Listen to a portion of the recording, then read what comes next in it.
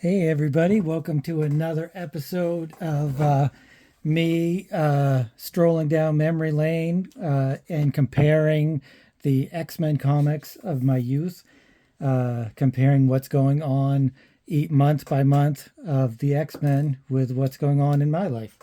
Um, Doing 105 because last week I was kind of going back in time and starting when really when I remember things. And but this is going to go to probably when I'm 5 or 6, and because this is in 1977. I didn't actually get this or read this until I was probably um, in my 20s or 30s or so.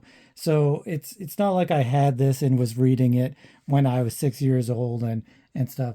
But before we get to that, let's check out some of the stuff that can help support the channel. Um, it is random access. I produce that once a month. It's 12 pages, full color, full size comic for my patrons for $2 a month. And this is the newest one, actually. This is the Death Knight. I think it's part 4 or 5, and it's part 2 of this one. So those go together with a special guest appearance by Soraya. I don't know if I got that right. Soraya. It's by Machi, and you can check him out on Instagram and his website, machi.com. And yep, or you can check these out on my website, alexanderturban.com. All of the random accesses and Cyrene and Mutandis and all that stuff is there on my website. Or you can check me out at alexturban0441 at instagram.com. And if you like this kind of content, then please consider subscribing and hitting the like button and all that cool stuff. And with no further ado, let's stop a doing.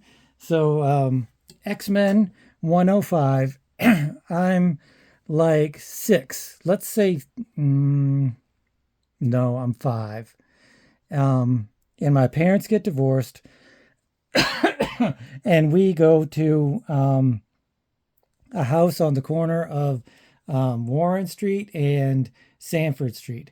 And that is I considered myself a third streeter because the next street up was Third Street. So it was kind of weird. It went First Street, Second Street, Sanford Street, Third Street. I don't know why they did that, but they did. And so my mom and dad got a divorce, and I think he helped her get that house somehow. Maybe gave her some money up front for the house. It wasn't, an amicable divorce, but it wasn't. I guess they didn't hate each other, or they just knew that it was the direction that they had to go to make everybody happy. So anyway, it's X-Men 105. This is my earliest X-Men issue, and it's probably my pride and joy. Well, I mean, it is my pride and joy because it's got a Phoenix and Fire Lord, and it's got like all this awesome X-Men goodness. And it's Claremont and Dave Cockrum. And I was rereading this just recently to prepare for the episode, and I kind of realized that Claremont wasn't at his full Claremont-ish level that I had been reading before. He's got this like really intricate characterization style, and you can kind of see peaks of it, little hints of what's to come, but it wasn't really quite there yet. It was still more of the Marvel Marvel way of writing, and because I kind of think he breaks away from that in his own writing. But this is more of the Marvel, traditional Marvel, rock'em sock'em kind of thing. But he integrates his own little story and plot threads and characterization in it, and you can just see the way that his writing is forming and will be for years to come. It starts off with Eric the Red is being attacked by the X-Men, but it's a trap because he's talked Fire Lord into attacking the X-Men. And as I'm reading this, I was thinking, and I probably will do this in one of my comics, is that whenever you have a super powerful character fighting kind of regular people, and he lays the smackdown, they're always like knocked out. But really, if like Thor hit, geez, I don't know, say anybody, any human that isn't super tough with his hammer, like they're pulverized, they're dust, they're like a blob of goo. So I might make a comic where when super powerful characters actually attack regular people, then they just poof them into mist, which is a little bit what yeah, I want to go for. So it's Firelord fighting the X-Men, and he takes care of them. I love these ads. Everybody loves these ads. I mean, this issue isn't in the greatest condition. It wasn't when I first got it. The pages are pretty yellowing, but they're not brittle, so that's pretty cool.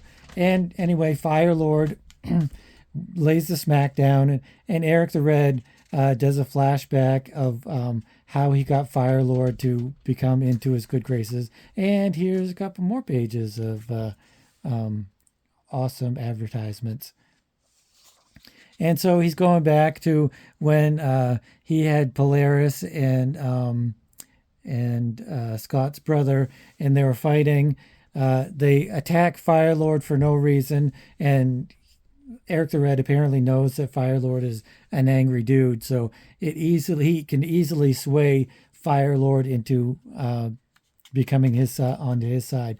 And then the next page is the Landra's people, the Shi'ar, are tracking down Lalandra. And I think this is the first appearance of Lalandra, actually. And so they're looking for Lalandra, and they come upon Earth, and some more good, awesome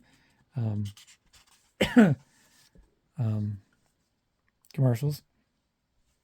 And so, but they find out that we've beaten back Galactus.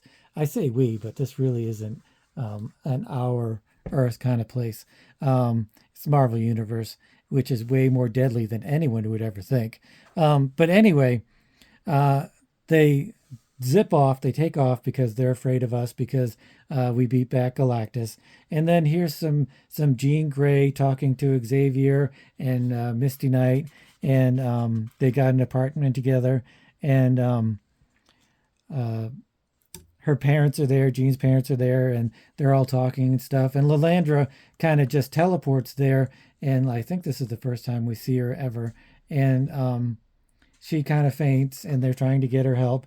But then Firelord attacks, and Phoenix breaks out, and there's a Firelord Phoenix fight, and Phoenix just whoops his ass like she would anyway. And some more infomercials. More infomercials. And so they're fighting, and he gives her a zap, and he's like, "Oh, that would destroy anybody," but it doesn't destroy the Phoenix because she's becoming all powerful. And it really, it's great how it's hinting at what the Phoenix is going to become. And Eric the Red is giving a good zap too.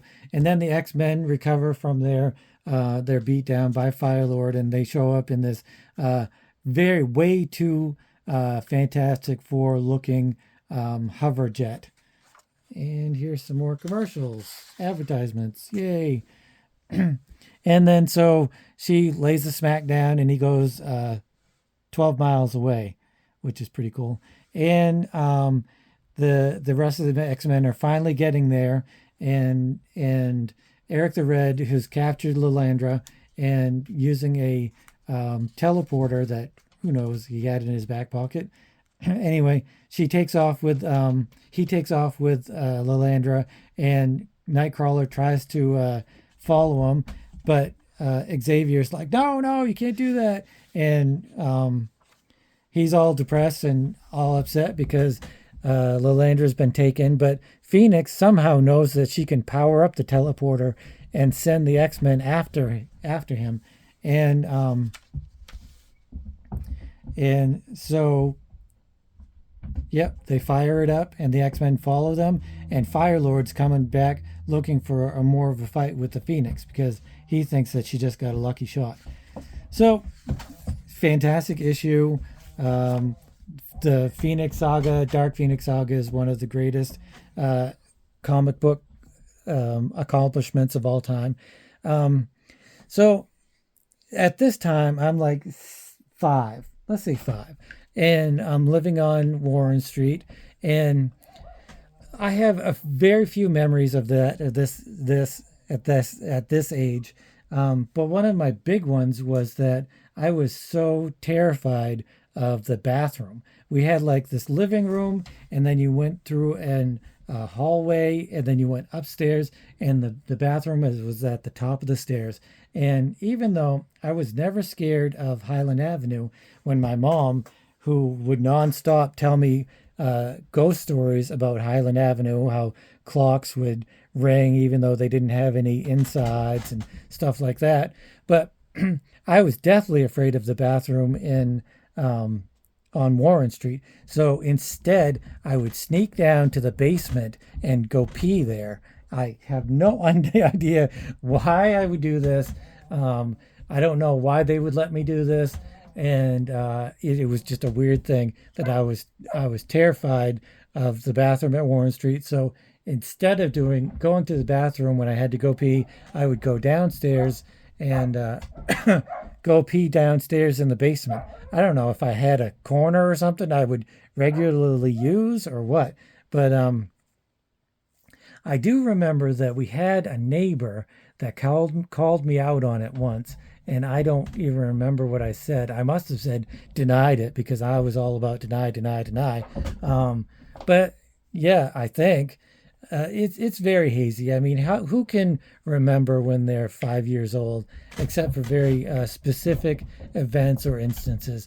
And this was one of those very specific events where I just remember going pee in the basement instead of in the regular bathroom. There's a couple other things that I remember.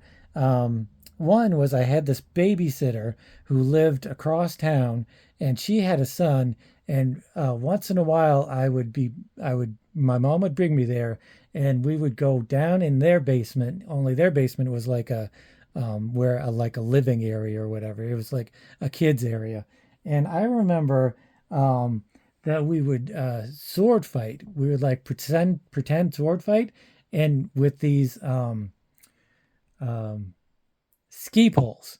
So yeah, you can pretty much imagine what happens when 2 5-year-olds are playing sword fighting with ski poles. Yeah, I poked him in the eye. Yep, I did, and I don't remember what happened to him. I know he went to the doctors, and I always thought that his eye was popped out. I don't know if I just grazed him or what. But in my memory, I poked his eye, the ski pole that I was using to pretend sword fight with him, into his eye, and yeah, I got in horrible trouble for that one. I think I don't remember. I mean, how do you punish a 5-year-old for poking his friend's eye out? Yeah, that was kind of one of the things that led me.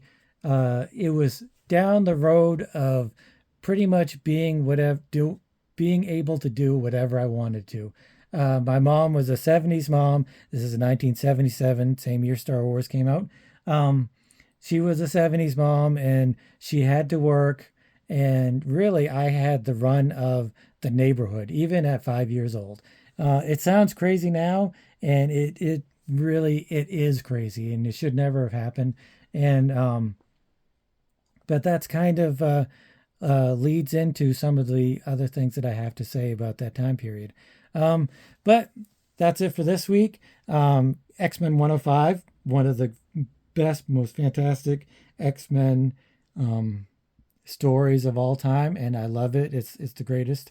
Um, if you guys have any memories of X-Men or comics, I sure would like to hear them in the comment section. And anyway, have a good one, and I'll see you next week.